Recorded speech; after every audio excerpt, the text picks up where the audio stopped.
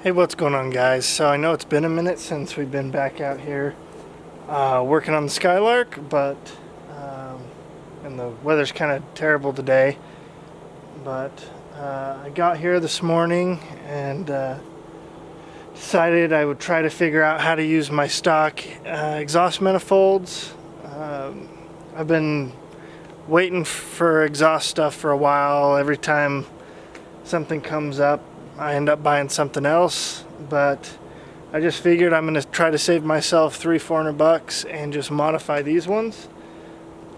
So I got here and started playing with stuff because I got these off the Yukon that I pulled the motor out of, but they hit the frame rails in areas, and in other spots it just looked like they wouldn't clear. I cut the exhaust down past the union so that I could keep the O2 sensors, but where it hits, here I'll show you guys. 1 second.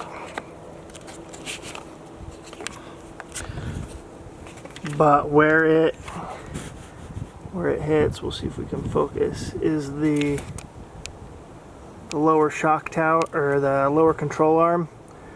Bolts in down there. Let's see if I can lighten this up for us.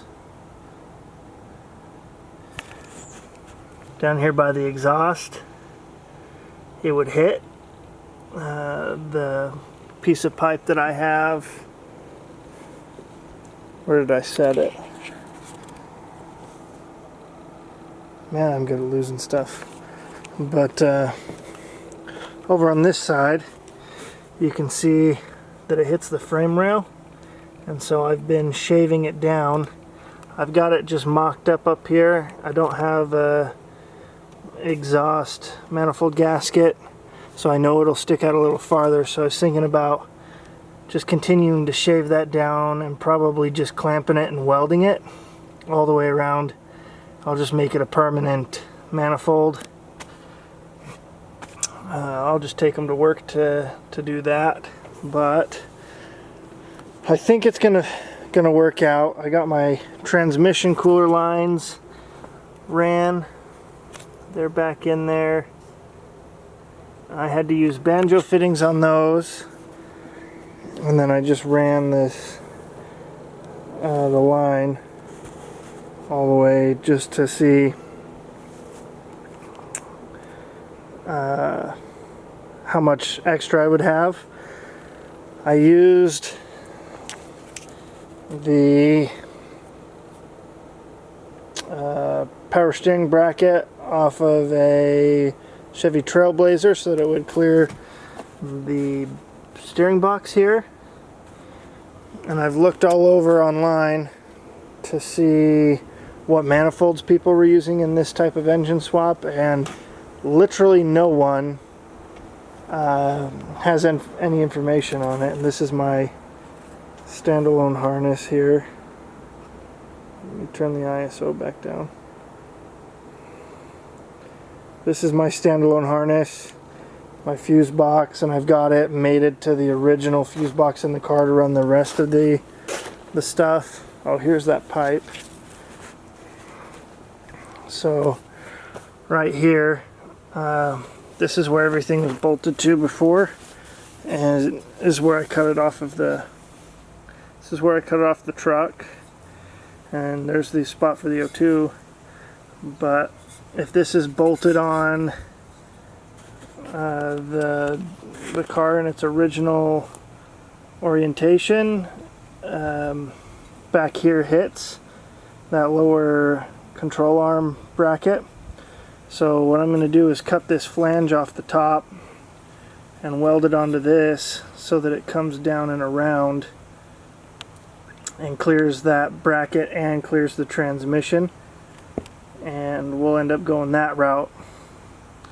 Other things I've gotten done to the car that I made videos on and then didn't end up editing. I think I did a video of me finishing the primer on the trunk lid. Sorry about the mess. This backyard I've been working on cleaning out. Gonna still do new fender skins. All the stuff for the front end is in the garage. It's all primered and has been body worked, but one of the panels got hit by the garage door, so I have to pop a dent out and redo the body work on it. My coworker was trying to fix the front radiator core support, and it's done. I know it won't be seen by a lot of people, but it needs a little more cleaning up. The front looked good, but the back side of it's just a whole bunch of goober mess, so I got to fix that.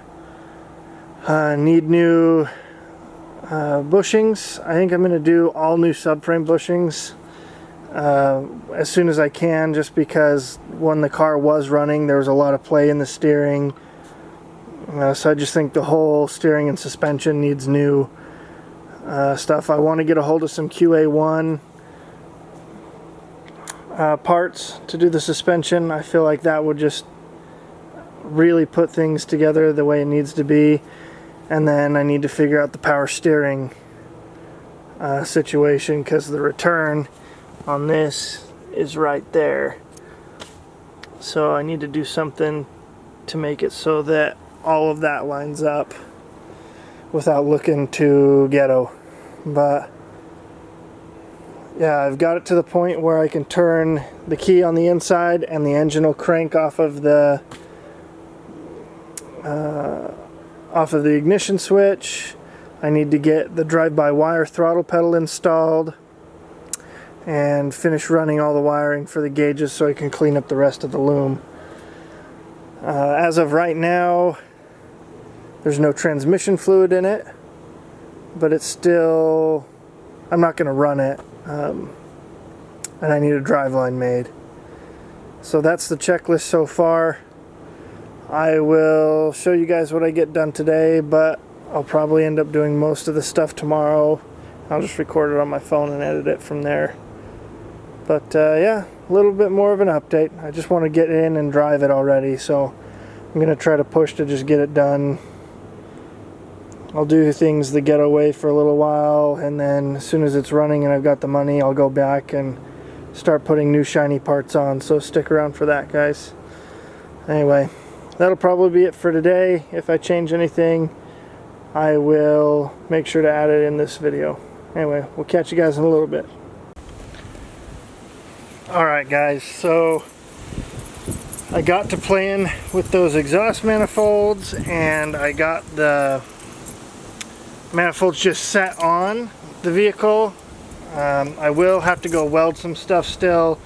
The O2 sensors are not plugged in. I did run fuel, and I ran the relay from all my wiring. I ran the fuel pump relay back to the fuel pump wire, and I don't have the security system disabled yet, but the vehicle will run for just a split second. Yeah, as soon as I get the security system flashed off of the ECU, it should run, and I can just reassemble all of the bits and pieces. So I'm super excited. Still need to install the throttle pedal and run all the wires for the gauges, the tach, the power to the O2 or the OBD2 sensor, and then reassemble the front end. But now that I've got it to the point where it's fired, I think I'll be moving a little quicker for some motivation to actually drive the vehicle. So stay tuned for all that, guys. I'll see you soon. What's going on, guys? So I took the exhaust manifolds to work today and did a little work on them.